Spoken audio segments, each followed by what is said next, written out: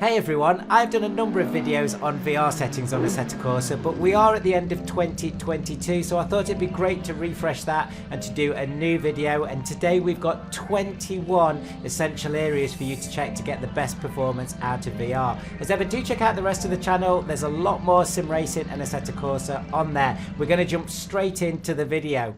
We're going to go into Content Manager, and the first thing I'm going to say is that I am running 1.80 preview one. This is the Patreon version, but of course you could be using the public 1.79. Most of the settings are exactly the same, but if there is a little bit of difference, it's because one's the Patreon version and one is not. The first place we're going to go is Settings, Assetto Corsa and Video, and I do want to point out here that you can have different settings. So at the bottom here, you can rename and save presets, so you can have a preset for your normal Assetto Corsa and then one for your VR. So I'm going to show you the settings today, and I'll show you where to change them when you want to do that. The first setting we're going to look at is reflections. This is a really important one, and when you look at what really impacts your performance both on your CPU and your GPU, reflections is right at the top of the list. So you can see I've got 2048 times 2048 here, but you could actually switch the reflections off or have it really low.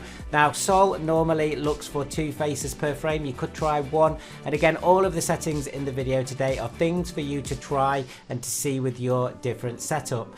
The second area we're going to go to is smoke generation. You could switch this off, and we will look at some more smoke settings later on. I would not have it at maximum. I would have it very low. And also show smoking mirrors. Do you need it? Probably not for VR. This is all about trying to get as much performance out of your CPU and GPU as possible.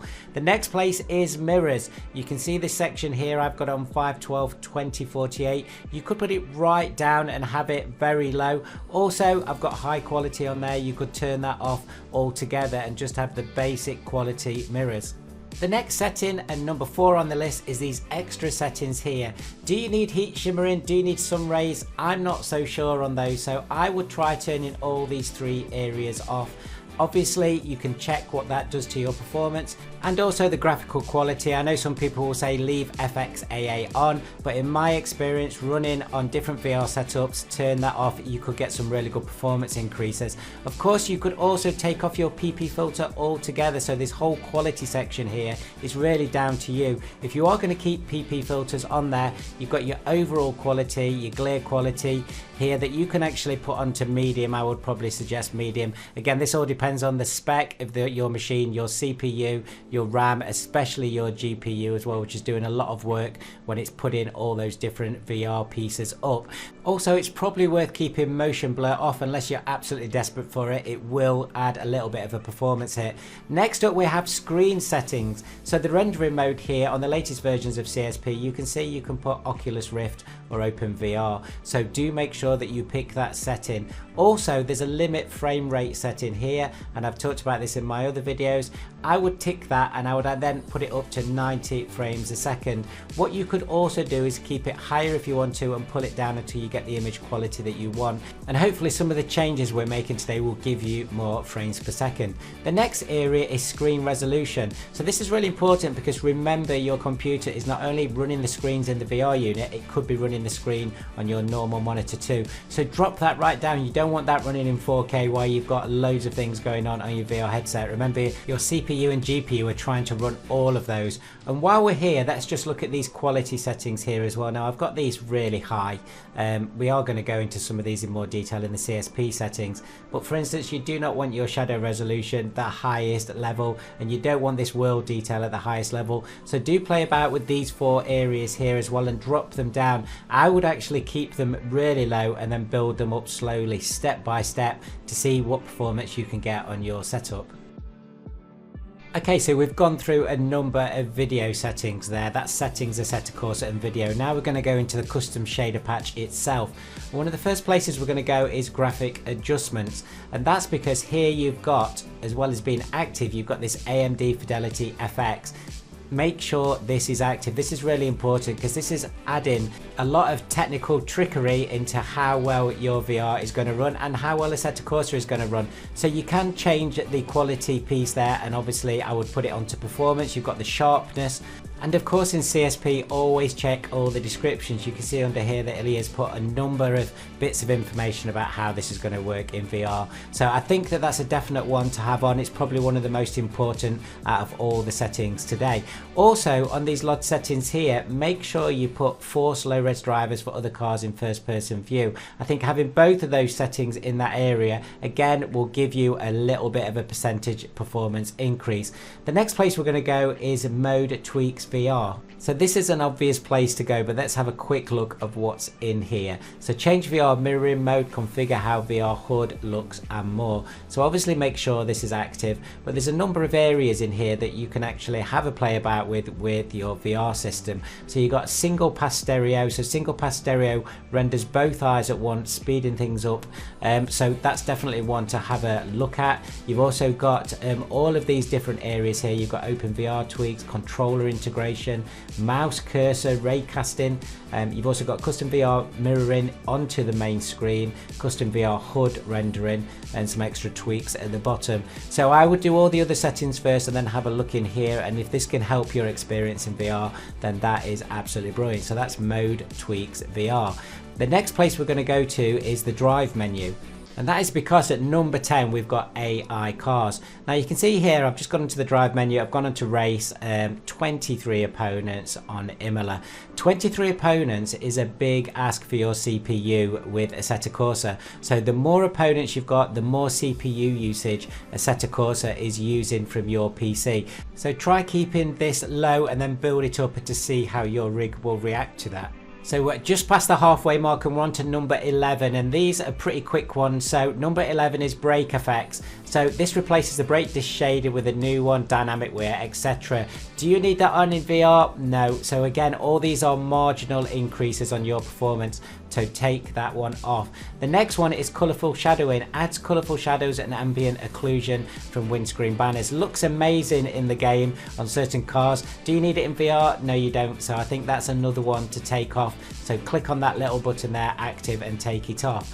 The next one is DXGI. Now it's recommended that you actually turn this off. So it's various tweaks and options for a DirectX graphics infrastructure. So I would just take triple buffering off and make sure nothing's ticked in here as much as possible. And what you will do is as you're layering all these different pieces of performance increase, you'll see what's having the biggest impact on your PC. Extra effects at number 14. Obviously this does a secondary rendering pass, more visual effects. I would recommend taking this off and then seeing where your performance is before you put it back on. But again, this may give you a few percent on your frames per second and make Assetto Corsa run better.